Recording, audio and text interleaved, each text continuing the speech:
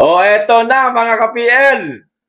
Nako, parang nasa petsa de peligro na po tayo nito mga kababayan. Ito, nasa balita. Kalalabas lang, 4 na oras lamang po ang nakalipas.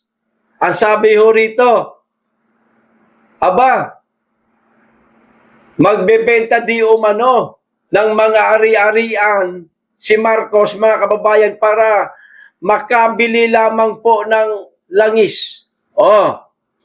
Wala na, said na ang kaban ng bayan. May kasabihan nga po, no? Pag ang tao nagigipit, sa Bombay kumakapit. Pero si Marcos, mga kababayan, kasi nga walang ibang diskarte, ang kasabihan naman po, bagay sa kanya, pag si Junior nagipit, natawa na akong puta. Sa pagbebenta ng ari-arian, kakapit. Yan lang ang diskarte niya, mga kababayan Ewan ko kung yung utang na ninanais nila na ibigay na ba sa kanila. Kasi parang uutang yata sila ng 8 billion ba yun? Ewan ko, parang ganun, mas malaki pa rin yata, gano'n. Nakalimutan ko, nasa balita yun O eto, wala na yata nagpapautang sa atin. Kaya magbebenta na lamang po ng ari-arian. Naku, kasayang naman yan. Mga kababayan, papayag ba kayo?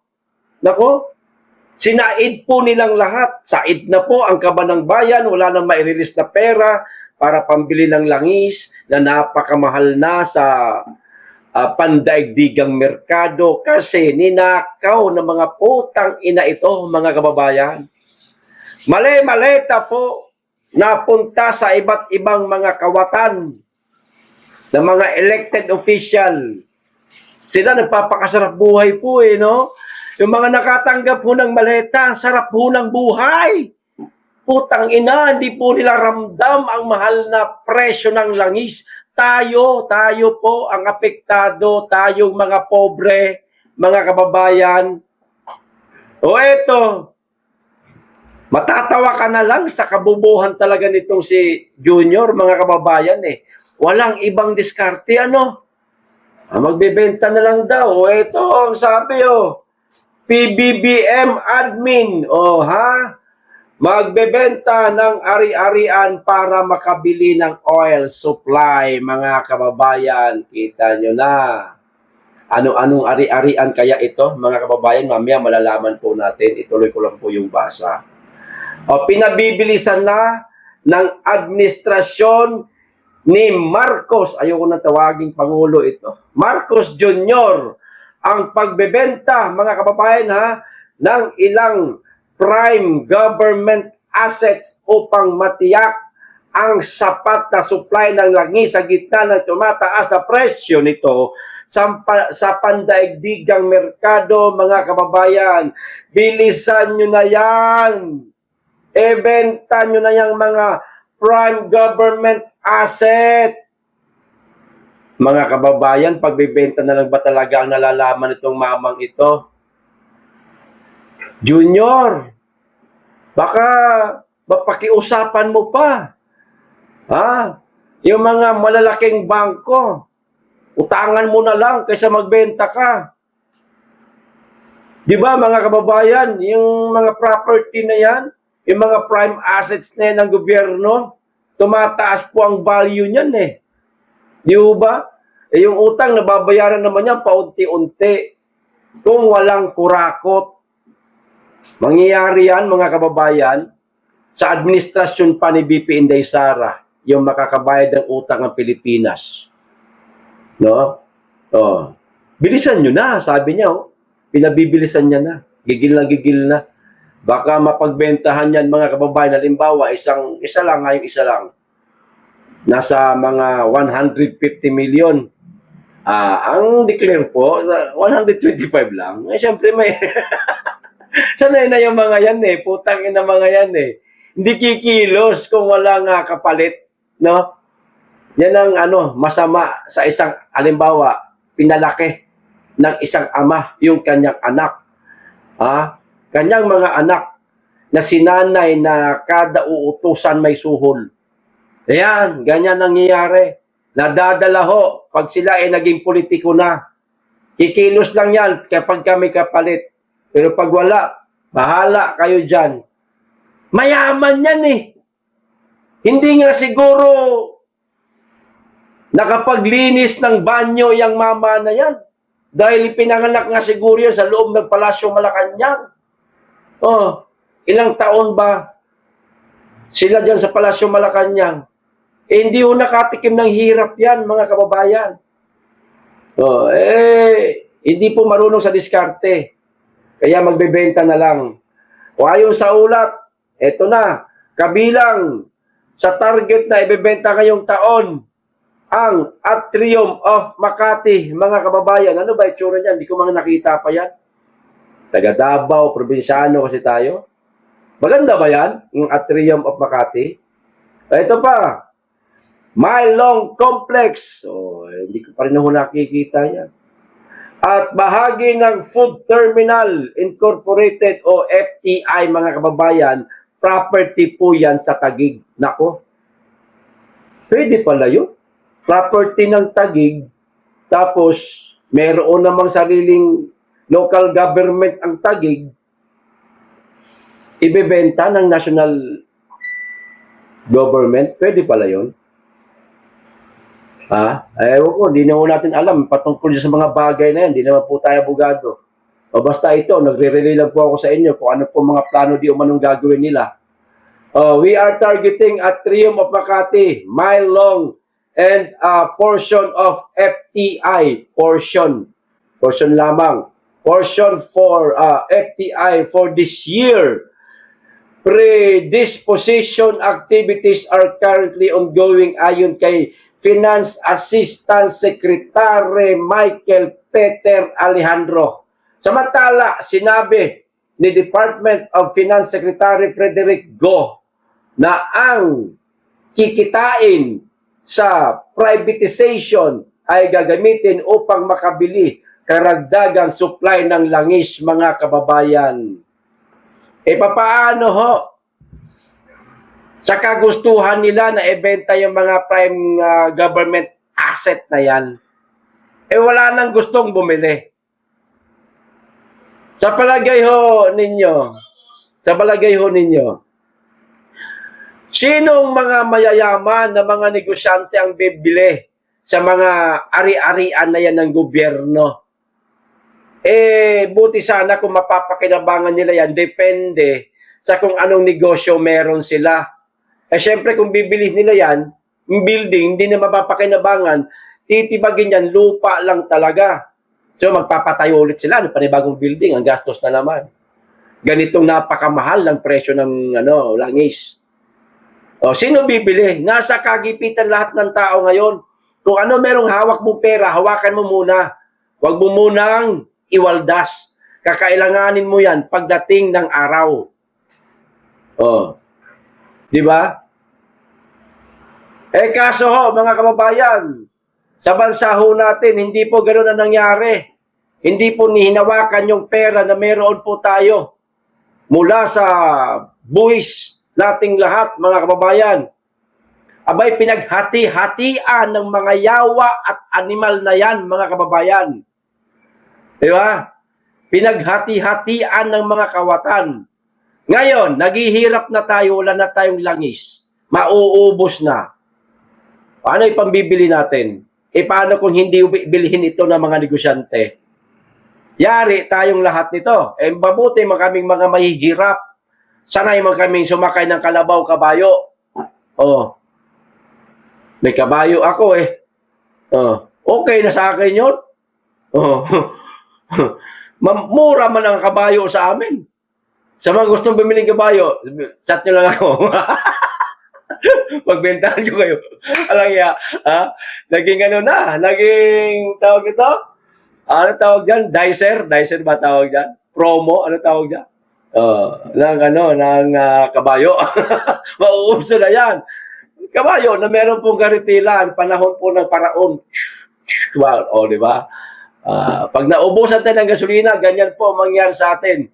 Hindi malayong mangyari po na hindi maubusan ng gasolina, ganitong wala na nga tayong pambili daw at magbebenta na lang sila ng ari-arian para makabili tayo ng langis. Nako, nakakatakot na po ito.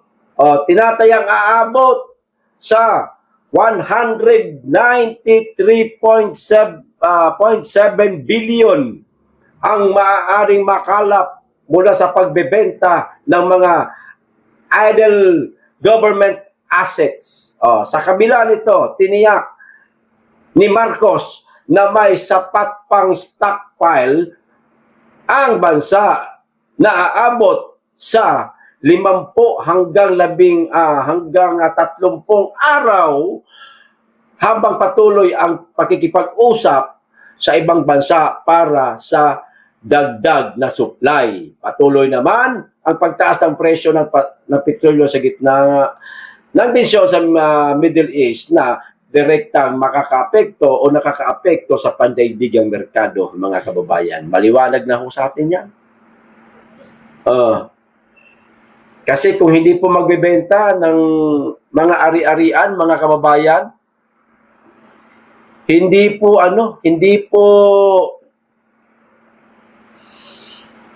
said ang kaba ng bayan. Di ba? Kung hindi magbebenta ng ari-arian, hindi may laman pa yung ating kaba ng bayan. Indikasyon ho ito na wala na talagang pera ang gobyerno. Pinamahagi nila sa mga kapwa nila kawatan. Hindi yun ang nakakainis dun eh. Wala pa tayong nahahabol na ipakulong na big fish, mga kababayan, sa mga kawatan sa kaba ng bayan. Wala pa. Pero ang ina talaga, magbebenta na naman tayo para magkaroon lang ng pondo para ibili ng langis. Ang masama niyan, baka yung kalahati niyan, nakawin pa ng mga buang na yan, mga kababayan. Grabe na talaga. Ay, nagsisimula na. Ito na yung talagang yung trabaho ng isang Marcos. No? Magbenta ng ari-arian, putain, magnakaw di umano sa kaba ng bayan. Ayon po yan sa mga nakasaksi na mga anti-Marcos. Nung unang Marcos pa lang. Di ba, mga kababayan? Ito din daw ang mga nangyayari ngayon. Sa isang video ko po kahapon, mga kababayan, na ipakita ko po sa inyo itong Japanese human rights advocates, mga kababayan, na napakahabang video. Nagsalita siya tungkol kay Pangulong Duterte, kinundi niya ang ICC, kinundi niya ang pangingialam ng ICC, gusto ipinagtatanggol niya si Tatay Digong. Yun, maganda yung ganun, no? Maganda mga sinabi niya. Mga kababayan, meron pa pala isa siyang sinabi na sa isang ambush interview lang. Ito ho ang sabi niya, mga kababayan, no? Human rights advocate, sinabing may mga OFW sa Japan na ayaw umuwi sa Pilipinas dahil kay Pangulong Marcos. Nandidiri yun ang ating mga kababayang OFW sa Japan sa presidente natin. para may sakit na nakakahawang sakit, mga kababayan. Ikinewento ni Shunichi Fujiki na representante ng International Career Support Association at senior researcher ng International Research Institution of Controversial History ang mga istorya ng mga overseas Filipino workers na ayaw umuwi sa Pilipinas dahil kay Pangulong Marcos, mga kababayan. Tsaka na doon sila uuwi pag Inday Sara na. Tama ho yung desisyon ninyo, mga kababayan. Tsaka na po kayo umuwi. Magulo po. Bako. Kami nga, nagtitiis na lang Kung kami lang, meron pang ibang bansang mapupuntahan, doon muna kami pupunta. Kaso wala rin po kaming ganun, mga kababayan. Buti ho kayo nariyan sa Japan. Iba ang ekonomiya nyo dyan. Iba din ang presidente nyo, hindi bangag. Kami, alam nyo na. Di ba? May pera po ang bansa ninyo. Hindi kurap. Sa amin, said na po ang pera. Kurap pa. Bakit? Magbebenta ng ari-arian kung hindi said. Di po ba? Eto pa, ayon kay Fujiki, marami umanong Pilipino ang nag-alala sa kanilang kaligtasan kapag sila ay umuwi sa Pilipinas. Now, it's very dangerous.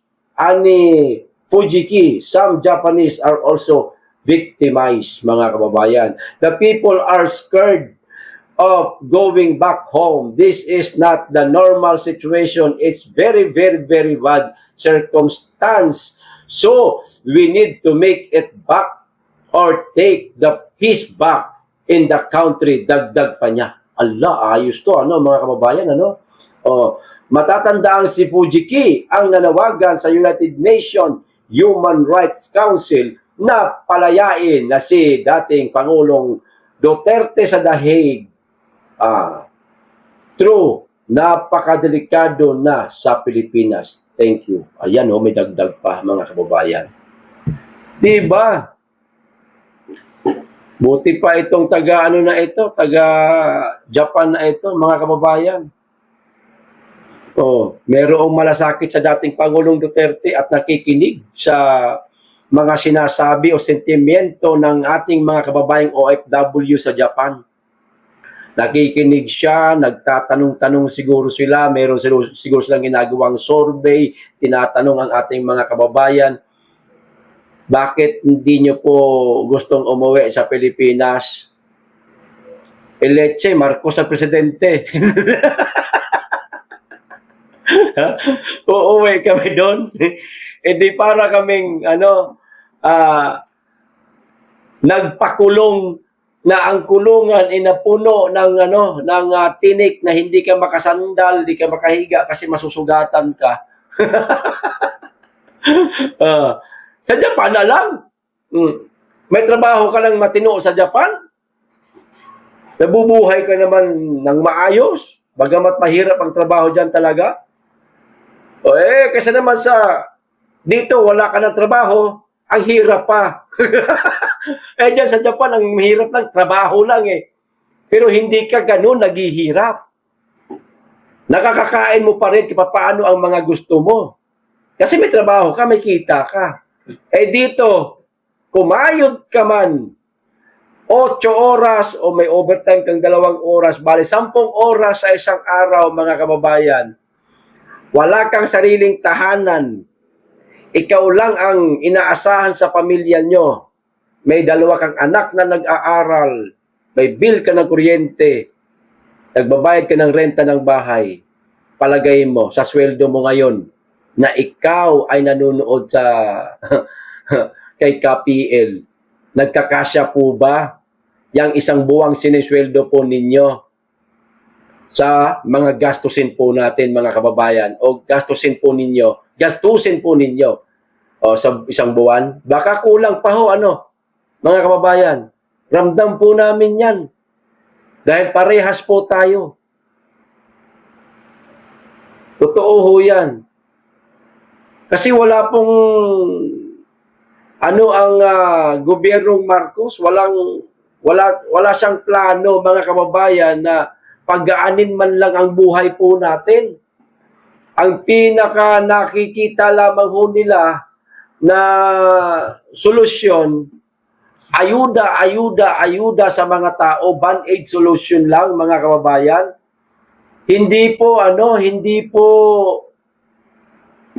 pagmatagalan. Yung pang 1 linggo lang ho. Yun lang po yung kanilang kaya, mga kababayan. Pagkatapos yan, antay ulit ng bagyo.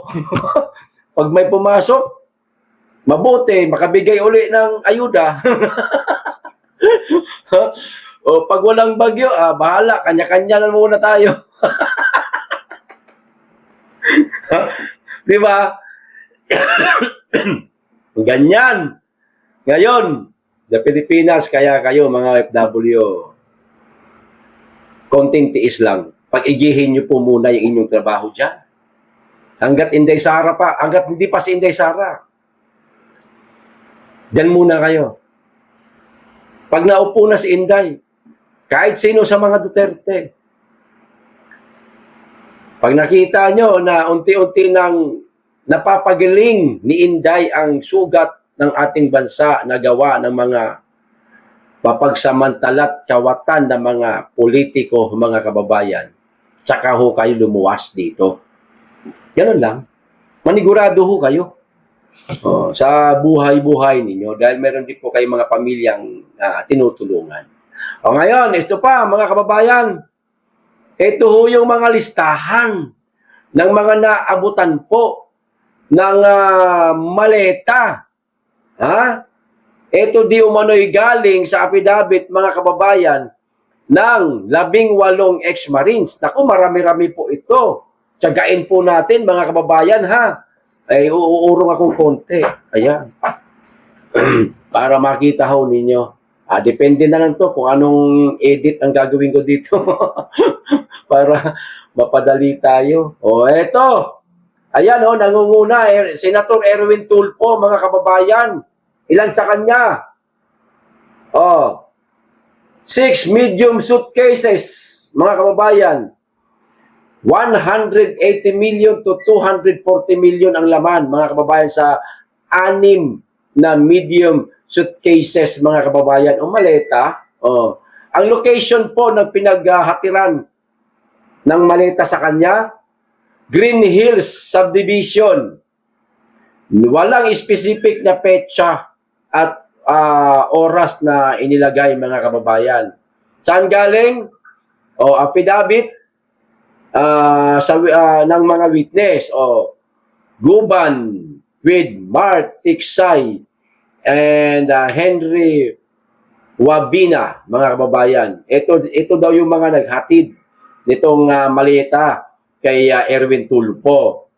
Ang source, affidavit of the 18 Marines, page 14. Yan na. Binasa ko na po lahat para sa susunod na ipapakita kong litrato, babasahin ko na lamang po, ay ang pangalan ng senador at ang halaga at ang kung ilang pirasong suitcases at saka itong location. Yun na lang, medyo kaikli-ikli na lang ho tayo. Sunod.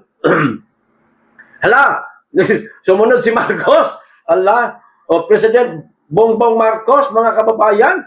Ayan na, 5 large. Ito pambili mo ng gasolina, nyor.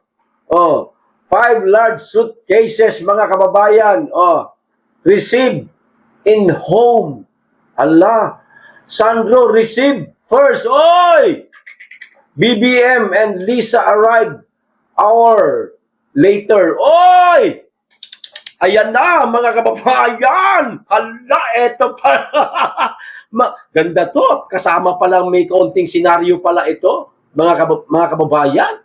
5 large suitcases, received in home. Sa bahay mismo nila, mga kababayan. Malamang baka sa Ilocos yan. Sandro received first. BBM and Lisa arrived hour later. Chinek kung nandyan yung pera. Ang halaga po, 250 million to 350 million, mga kababayan. Locations mentioned: Ilocos Norte, home. Flew via air taxi .ph, landed Lawag. Lumipad. Flew. Lumipad. Ayan, mga kababayan. Lula ng air taxi. Ayan. Chopper pa rin po. Ayan. Ayan ang affidavit, affidavit, sa affidavit pa rin po nang galing Yan, nalilito na ako sa binabasa ko. Gumban, si Lorider, Voluntate, Orbilio, Galapon, and Tobe together with Saldico. Ayan, sa mga affidavit po nila yan. Ito pa rin po sa 18 Marines pa rin po. X-18 Marines. Sa page 16 naman. Nako, marami ho ito. Oh. Sunod, anak ko si Inday Saba, mga kababayan. Ilan sa kanya? Oh, suitcases. Wala. Paper bag. Yan. Oh. Suitcases at saka paper bag yata ito. Oh, quantity not specified mga kababayan. Hindi na kuha yung kabuuang yung tamang halaga. Oo, o kahit idea man lang wala. Location, ito. Locations mentioned. Townhouse, deliveries, polo club. Meeting lang. Meeting abot. Pang putaragis. Mga kababayan. Saan galing? Doon pa rin po sa affidavit ng mga 18 Marines, mga kababayan. Ha? Okay. Sunod! Ayan. Nako, mag-ama. Nako po, ito na. Ito yata yung kanina. Naulit lang dito. Pero bakit dalawa, inulit pa ito? Sige lang, basahin natin to. Ay, ito din yun eh. Pero may nadagdag po ng kaunti. Sige. Ayan ha. 5 large suitcase, mga kababayan. Suitcases pala. Receive in home. Sandro received first. BBM and Lisa arrive hour later.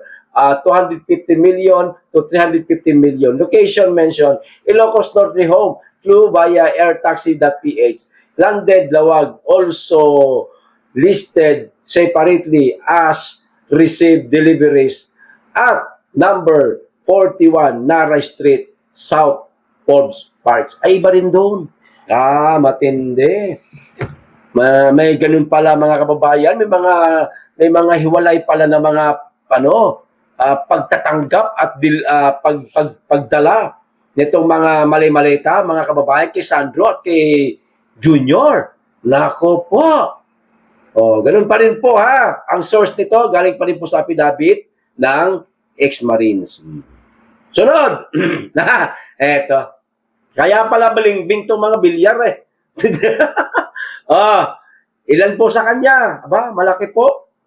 7 medium suitcases mga kababayan. Naglalaman naman po ng 210 million hanggang 280 million. Yan na. Saan po lugar? Fort Tofino South Pelia Street. Daang Hari Las Piñas. Ang date 2022. Ayan, taon lang po, walang Ganun pa rin po ha. Saan galing ito? Sa 18 Marines. Ayan. Naku po, ito may iba sa kanya po. Parehas lang po. Parehas lang. Pero basahin na rin po natin. 5 large cases received on behalf of BBM. Ay, para po ito eh. Para detalyado. Kaya po natin inuulit natin basa-basahin. Kahit na alam na po natin. Detalyado po. Okay? Peso value not specified separately. Yun po yung sa Forbes, mga kababayan. Location mentioned, Ilocos Norte delivery. Also listed separately as receiving deliveries at number 42. Yun nga sa Forbes Park, mga kababayan. Nako, grabe ama, lolo, ama, apo, pare-parehas ang kulay nyo. Hoy, laka, si Senate, si former Senate President, mga kababayan, sa kanya po, suitcases of various sizes. Si si Senator Chis Escudero, ayan. Ano nga ito? 120 million hanggang 280 million, mga kababayan. Saan daw po ang nabanggit na lokasyon? 9th Street, number 150, corner Hemadi, New Manila. Ayan. Date, December 2024, mga kababayan. Nariyan yan sa affidavit ng ex-Marines. Bilis-bilisan natin ng kaunti. Oy, ito si retired General Eduardo Anyo, mga kababayan. Siyensya na, inuubo na tayo, nahawa na tayo na sagrada. Mga kapartner natin. One paper bag, ayan, given after meeting at Polo Club. Oy, kasama si Laila. Townhouse with Saldico, Romualdez, and Laila de Lima. Sabay sila. Nabigyan, mga kababayan. Down all, kayo na, mga putang ina nyo. Mamatay na kayo, mga visit kayo. Sige lang, may ganti naman. Antay-antayin nyo. Malapit na. Eto pa. Location mention. Polo Club. Yun na nga kanina. Walang specific date mentioned, mga kababayan. Kaya, magkano? 5 million to 10 million. Ay, lit! Padagdagan mo, anyo. Nako, kulang yan. Dapat nasa mga 50 million, okay na. Ayun na. Secretary Laurel Chu, mga kababayan. Dalawang paper, mayaman na kasi ito eh. Dalawang paper bags. Weekly ha. Pero weekly ito ha. Weekly. Recurring. Peso value, not specified. Location, not specified din po. Ang date, recurring weekly. No specific date mentioned. Ayan. Tago yung halaga, ba? Pero dalawang paper bag, yung maliit lang yun eh. Siguro nasa mga lang. Paper bag lang, Kaso yung paper bag nila, umaabot daw po ng 10 kilo. 10 milyon. 2 milyon. 20 milyon pala. Yeah, no? Pwede. Ito pa. Saldico. Ito. Magkano kaya ito? Saldico. 8 suitcases, medium and large.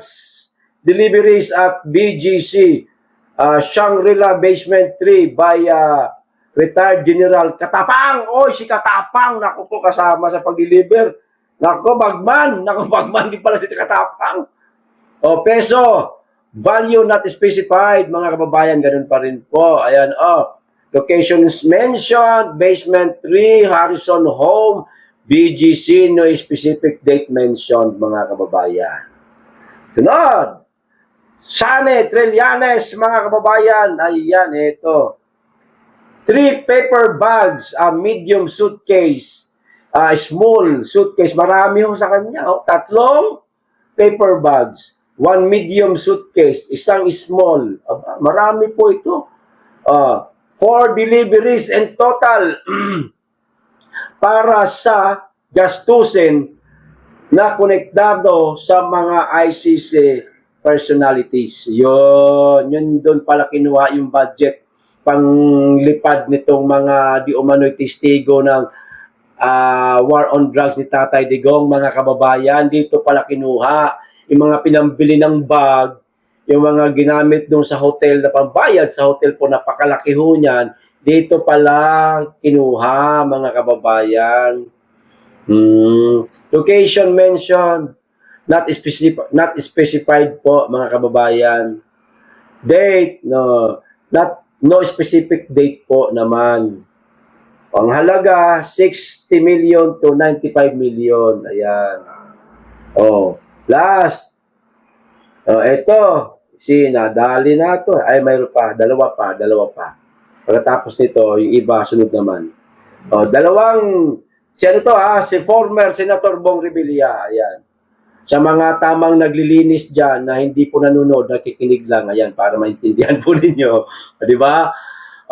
Medium suitcases po, mga kababayan. Ang halaga, 60 million to 80 million. Location, after meeting at the Taste of LA, Murato Street, Quezon City. Date 2024. Ayan 60 to 80 million. Malaki na rin, mga kababayan. Ito huli. Si Boy George Garcia, mga kababayan. 4 medium suitcases. Ayan 4 Malaki po. 4 medium suitcases, oh. 2 per meeting across 2 meetings at Midas Hotel. Ang halaga, 120 million to 160 million mga kababayan. Locations mentioned, Midas Hotel, car park. Uy, abutan lang. No specific date mentioned mga kababayan. Car park lang. Pasok sa loob, sir. Awag na. Ano lang, sa car park lang. Sabihan nyo lang ako kung nasaan kayo, anong car park kayo. Puntahan ko kayo dyan. Transfer lang po. Harap ng mga buhay ng mga animal, no? Mga kababayan. Sana sabay-sabay kayong kunin ni Lord. Ha? Yung sabay-sabay din muna kayo magkakasakit. Yung nagtatawagan kayo na may GC kayo, pare, kamusta ng dialysis mo? Pare, kamusta na ang chemo mo? Ganon. Pare, ito na kaya yung gante sa mga ginawa nating mga pagnanakaw noon. Di ba, mga kababayan? Yung ganon. Pag naman biglang matigok, swerte nun. Hindi niya na nararasan yung kahirapan. Pahirapin muna. Maghirap. Yung maebak na dyan sa hinihigaan niyang katre, mga kababayan. Di ba? Ganon. Yung tumutulong ang luha sa sakit, sa kirot, sa madaling araw, o anumang oras maatake yung kanyang sakit. Ganon. Di ba? At hindi matiis. Isang araw, lalabas uli sa media, hihingi ng kapatawaran sa tao. Dahil mararamdaman niya na sigurong malapit na siyang matigok.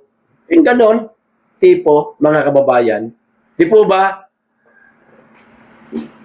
Hindi po natin ipinapanalangin yan.